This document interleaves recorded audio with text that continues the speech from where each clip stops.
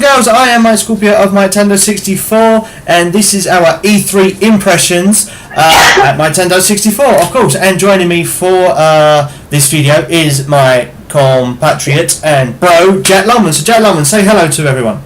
Hello. There we go. So basically, let's talk about E3.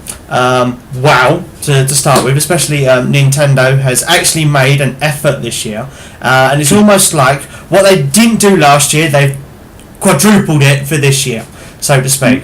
I mean, they've really hit it off with Zelda. I mean, I have to say, I love the whole exposition area that they've done now, with all the screens and also the large sculptures and all that. The whole backdrop just looks amazing, and I really am jealous that I could not be there to witness all of it firsthand.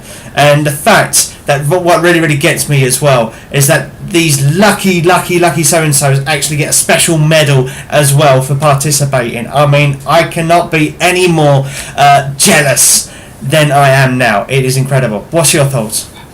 Well, my thoughts on that is two questions. Are the ones who are also playing the demo at the NY store also going to be getting the medal? And if so, give it a week or two and you'll see it all over eBay, where there are a lot of the people are like, yeah, we just want to play the demo, we didn't care about the medal. Flog it! Yeah, €100, yeah, I buy it. You buy anything for €100. I would.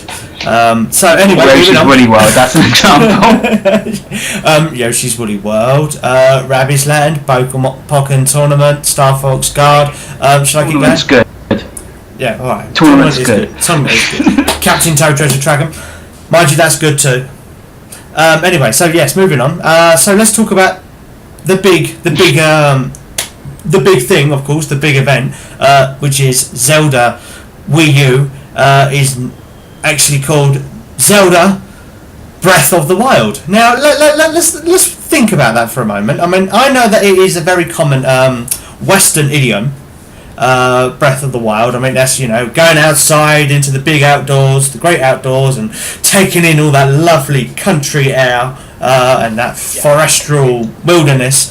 But to be honest, I was really hoping that after all this time, 5 years in production at least it's had. I mean, it was last announced in E3 2011, I believe. It was E3 2011 when we first saw the tech demo, yes. Now you think, hang on a second, 5 years, and that's the best name you can come up with. Even Skyward Sword is pretty awesome. Wind Waker, awesome. I was having this discussion yesterday, but it's like one of the things I actually saw during the live stream is when the Nintendo Treehouse staff were talking about the turf, and it's like, when I first heard it, I loved it because it's like, yes, that's exactly what the game is about, but no, the name is horrible. Let's face it, I mean, the game looks amazing. It really does. It is fantastic to look at, and it seems to sort of replicate something in between Skyward Sword and the Wind Waker. Is the closest thing that I can think of. Now, a lot of people probably won't agree with me on that, and the reason why I say that is because it takes a lot of like the technical mechanics of Skyward Sword, and it puts it in with like the graphics of the Wind Waker. Now, another thing that also builds on this as well is that the fact that Koroks in the game, which are the descendants of the Kokiri. So, for example, we know that this is not going to take place directly after Ocarina of Time or Majora's Mask, for example, because the Kokiri are human. Though sometime down the line, sometime down the chain, they're obviously going to transform, and that's where we are now. So I'm guessing it's probably closer to the Wind Waker than it is Ocarina of Time, even though you said that they've actually mentioned him being the hero of time? Yeah, and I think it's on 2 instances you actually hear the Nintendo Treehouse staff refer to him as the hero of time. They might have just said the first thing that comes to her mind, or it's a slip. But it's also other slips that is true, yes. But also other slips that were in it was Oman one of the guys you find within the shrines, as 100+ shrines which you must go through to acquire a rune, Gem of Courages or something like that. He mentions Hylia and the hero needs to get the courage to take down Ganon. So that either hints that Ganon is going to be the main villain in the game again, anyway. And everyone's like, oh, we wanted a new villain, but still, is Ganon confirmed? Is Ganon confirmed? Both versions of Ganon has actually been mentioned in the game and shown in the footage. So whether it's been just thrown there as space filler or not, revealing it again, but during actual gameplay, when a guy is talking to Link, he says Ganon. The hero must take down Ganon. Okay. So it comes across as being, if there's this hero that's supposed to take down Ganon, then it's got to be Ganon's got to be somewhere in the game, but not necessarily as the main bad guy. But if you're going to have Ganon, you're really not going to have him as the main villain. What's sort of that about? Unless there's someone a lot worse than him. Demise will make a return, and Ganon is his puppet. No, but everything about this game, to be honest, before we go with the whole it's amazing, it's wonderful, which you already started on, but before I go there, the game is weird for many reasons.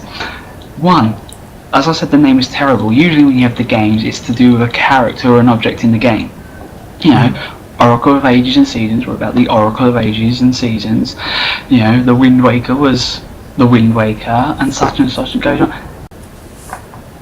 And then this is Breath of the Wild. I get it, it's a wild world, there's animals growing, it's wild world. You sort of think it's just all about nature, that's all it is about, just the wild. Well, why not, the Sheikah Slate? I was going to call it the Secrets of the Sheikah or something like that.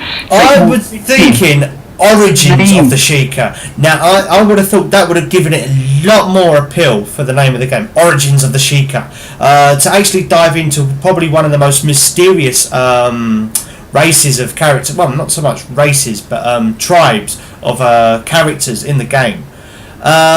Because not a lot is actually mentioned about them. Yeah, you know that they are the servants of the royal family, and yeah. That's what we constantly hear.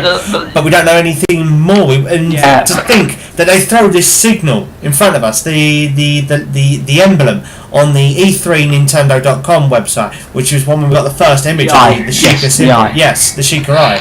Now you would have thought they would have worked on top of that and thought this is the name Bosch, but no. Because even Sheikah Untold would have been a better name. But this is going into one of the things that makes it weird. Is firstly, when we saw the actual treehouse kick off with the play, Link wakes up, is being told by a voiced over female presence to wake up, who is either Zelda or Hylia, as the belief is going. But he's told to wake up in a room entitled Shrine of Resurrection. Now that in itself is odd, because it's like, what? Why is why is he in a room called Shrine of Resurrection? Is he a previous Link that's resurrected, but for some reason he's undergone a different look? Having grown in this chamber, having slept for 100 years, he might have just aged a bit. But what's weird about it is if you notice the shorts he's wearing, it's Sheikah. He's actually in Sheikah clothing from the get-go, which people wouldn't say is weird because this game obviously has Sheikah appeal, but we hardly know anything of the Sheikah, and now we're seeing a game where the Sheikah clearly have the technology to create stasis pods, which a person can be in for 100 years, because that's how long Link has slept for. They have the technology to have built a device that can work like binoculars, look across maps, scan stuff, so you have to go there, and all this other stuff. It's like, I think they're overdoing it on the Sheikah. They've left, all these years on, who are the Sheikah, what are the Sheikah, and now they're bringing out this new stuff. It's, from first glance, it's hard to tie it all into what we originally knew about the Sheikah, because it's like, is this what they become afterwards? Or is this what they were originally like? And if they were originally like that, why didn't they become like that again? Because that sort of knowledge would have still been... I'm guessing what they've done is they've taken it a lot more forward in time, so to speak, and they've mixed a lot of technology with still a lot of stuff that you would use in the past. I mean, you never know. We might all of a sudden turn up, and now they've left out villages and towns specifically in the tech demo. Yes. because they don't want people to experience the full story, just in case it releases any spoilers, for example. Now, I can understand that, I can agree with that, but wouldn't it be weird if all of a sudden Link walks into a place and there's cars driving around rather than horses? With the amount of technology that they've got going on in the game, all of a sudden they're going to have hover cars. Yeah, but no, it's like, but the thing is, that area though he wakes up in, it's the Shrine of Resurrection. So because where people are going, oh, it's Koroks, it could be Wind Waker, it's got a place called the Shrine of Resurrection, meaning resurrection technology might exist. This could be at the this completely at the end of the timeline, and that these people we're seeing, the races, they have been resurrected. You know, a false image, because from what we see in the Great Plateau, this is because most of it was what we saw was within the Great Plateau. It's more of a safe world, a flourishing world, and on the outside it's more dangerous with the Guardians and all of that, where they're more alive. But, you know, it's to me, it sort of comes across as the Great Plateau is like a wildlife preserve. That's my impressions of it, because of the whole, you know, it's there, it's life, it's friendly. I mean, sure, you have your enemies in it, like the camps of the Bogans, but you know, that's manageable. Outside it's more treacherous, but to me it's coming across like it's a wildlife preserve, which is interesting, because normally in preserves like that you would have, you know, protected species and stuff like that, and that could be why the Koroks are found there. You know, this is a race that's either was near extinction or have been brought back along with other races and other characters, which sort of tells you that the game is more at the end of the timeline. Like what you see, what we've had over the years, it's right here down below, underneath it, far off into the future. It could be. I think a lot of it now, thinking of it from development wise now, I reckon that they've taken a lot of inspiration. For example, now let's look at it. It's got a lot of elements that seem very, very similar to those that you'd see in Assassin's Creed, for example. Even the way that he wears a hood. Well, no, because well, they did say they were going to take a lot of influence from the West, and clearly they have, because there's like Skyrim there.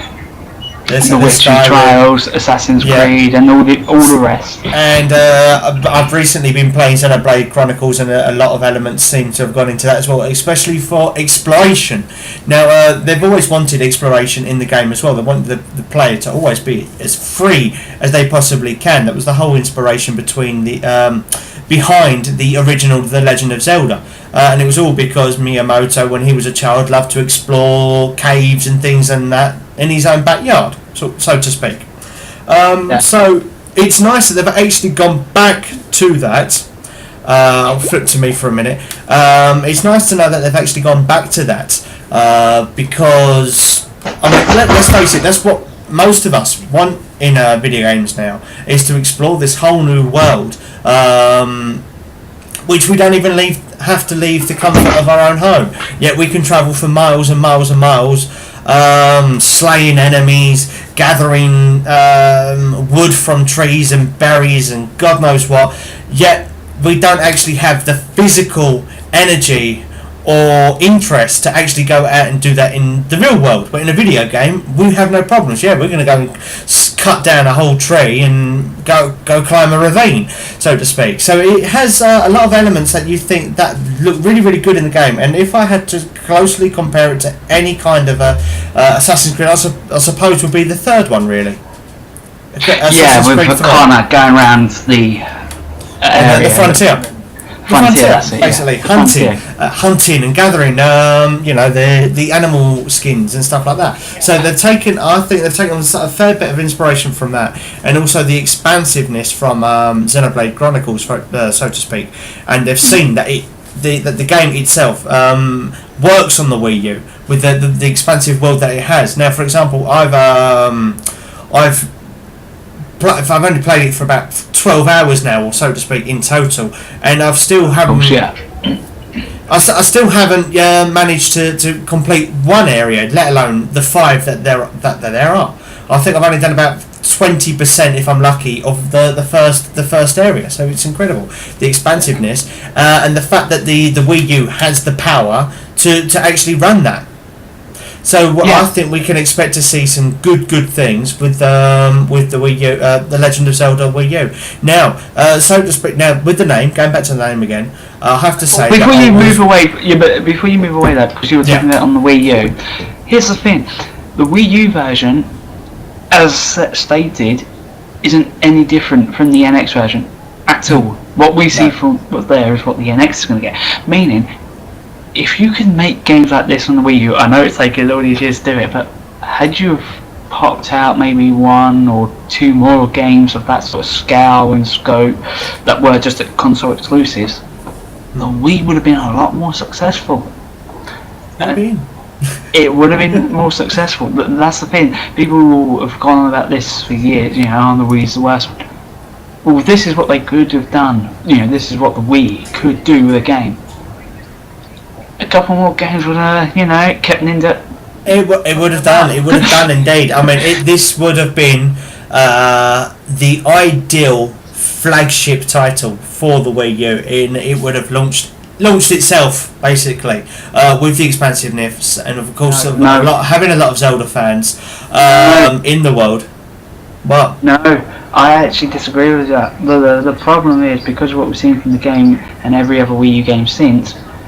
Had Nintendo had this as a launch title and no other follow-up games, the Wii would have been a flop because it's like you give us this game and then the rest just don't compare to it. So in a way, it should be better. That is true, but it would have driven initial sales. Now the thing is that the people then would have branched off and played different titles, whatever, but the initial drive would have been now. For example, instead of just struggling to, we've got 12.5 million copies sold after 3-4 years, it would have been, we've sold 20 million copies in the first year. Why? Because we've sold 15 million of The Legend of Zelda on the Wii U, regardless of name. Regardless of that though, had that been first and all the other games that followed were like nowhere near it, interest would have dropped off in Nintendo. They would have lost a lot more interest. Would have dropped off. That is right. That is true. At least this way, by the way, they have done it because they still have regular sales on that. So the Wii U is getting consistent sales. So if it did come out first, it would have been a worse move for Nintendo. So don't in no way say it. Well, I don't think it would have been a worse move. I just think maybe maybe not so much as an initial title to come out with the release of the Wii U, but at least a year or two afterwards, because then it would have got that spike that it needed. Yeah. But for me, looking at it now, I would actually, if I was Nintendo, I would do it as the final Wii U game. No other games after it. The reason being, because the Wii U did get so much crap that to put this game on it, go, you're right, guys. We're sorry, didn't you? But this is what the Wii U was always capable of. We just never met it until now. That, for me, is what Nintendo should do. Have it as the final game, as it's like a redeemable factor for them. It's like redemption. The thing is, it does seem like a swan song to the Wii U. To go out in this port, it's almost like the Spartan death. They think that's it. We have done. We are finished now.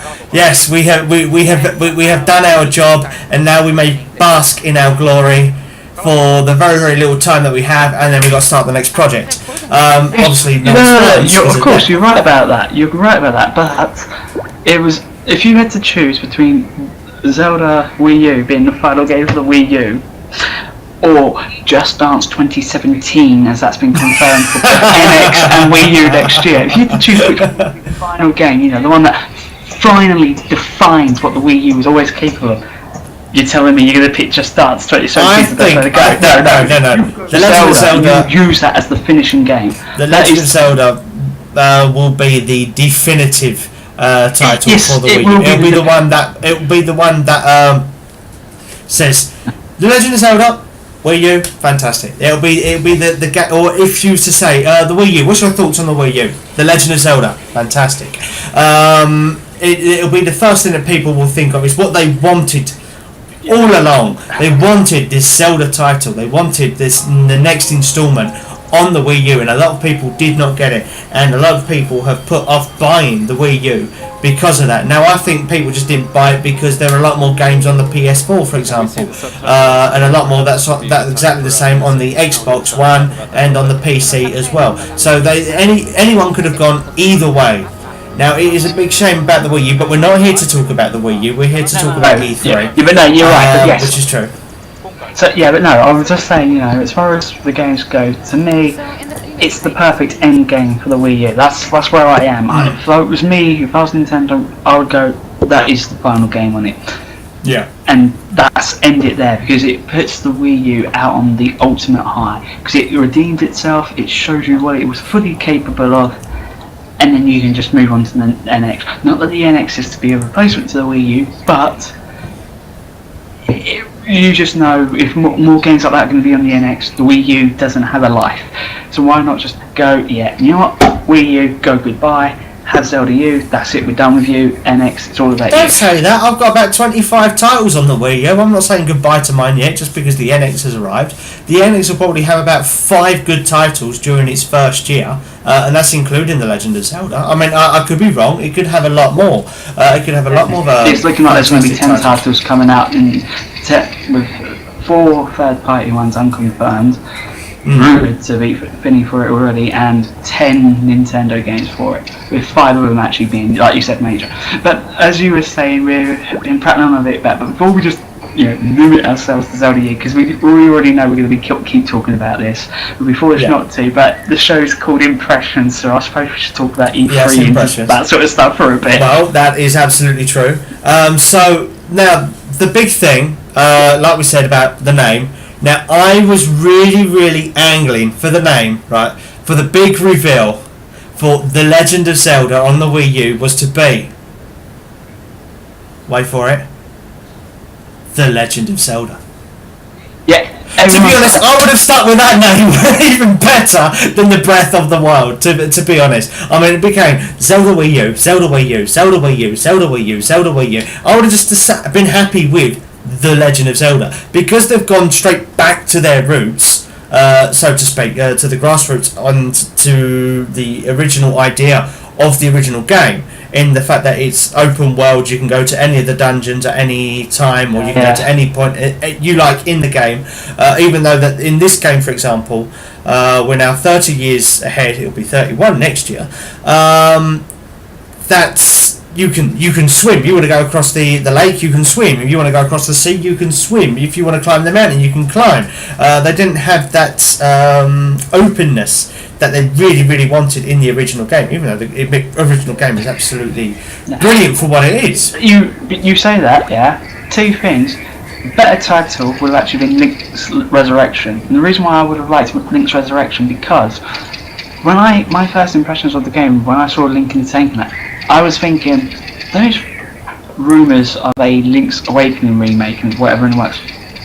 When I saw him in the tank there, about to be awakened from his resurrection, I was like, this would be say what? I was thinking this would be the ultimate Link's Awakening. It's like, take what works from Link's Awakening there, this world and all that he created, and instead of an awakening in a dream world, it's a resurrection in a new world, and it's like, that would have been the perfect remaster. People have been going on about this remaster, a possible rumoured new Link's Awakening. It's like, the way that it opened out to me when I was like seeing him in the tank and the Link wake up, it's like, this could have been the ultimate Link's Awakening. It really would have done, and it would make sense, because in a way it means the rumours did come true, but in a way no one would have foreseen coming, and that's what I would have liked. The name we got, terrible. I'm just going to call it Zelda Wii U. I'm just going to stick with The Legend of Zelda. In my mind, it's just The Legend of Zelda. Everything else doesn't matter. That's what I'm going to stick with. Well, I think that is pretty much covered our E3 impressions of Zelda Wii U. In our next video, we shall talk about, obviously, Pokemon Sun and Moon. Why not? So in our next video, please be sure to check that out. E3 impressions at MyNintendo 64. Pokemon. So, I've been Mike Scorpio, I've been Jack Rahman. and until next time, keep on gaming. Thanks guys and girls for watching this video. If you would like to see more videos, be sure to check out our YouTube channel, MikeTendo64. We have various web series like playthroughs and Nintendo news that you may be interested in, from Super Smash Bros to Super Mario Maker. Also, be sure to stay up to date on various news and announcements about Nintendo via our website, MikeTendo64.com. You can also like and follow us on Facebook and Twitter. Well, until next time, keep on gaming.